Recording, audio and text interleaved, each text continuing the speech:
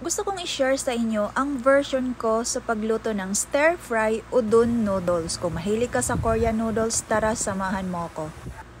So ibabad lang natin ang udon noodles dito sa mainit na tubig ng mga 3 minutes. At paglipas ng 3 minutes, i-drain lang natin yung tubig at i-set aside muna natin yung udon noodles. At pwede na tayong maggisa ng white onion at garlic. At i-stir lang natin. At ilagay ang shiitake mushroom. Ganun pa rin, i-stir natin. At idagdag ang chicken. Pwede kayong gumamit ng fresh na chicken. Pero itong ginamit ko ngayon is probiotic cooked already na chicken.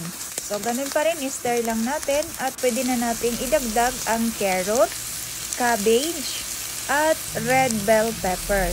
So ganun pa rin, i-stir lang natin to ng mabuti. At timplahan lang natin to ng turmeric powder, black pepper powder, mushroom powder. Ito lang naman yung mga paborito kong seasoning. At wag na nating patagalin, ilagay na natin ang udon noodles at lagyan ng soy sauce at halu-haluin lang natin ito ng mabuti. At pagkatapos, lagyan na natin ng spring onion at i-stir lang natin. So ito ay luto na at pwede na natin itong hanguin. Alright, so para sa ating finished product, mag-garnish lang tayo ng konting spring onion. So ready to serve and enjoy!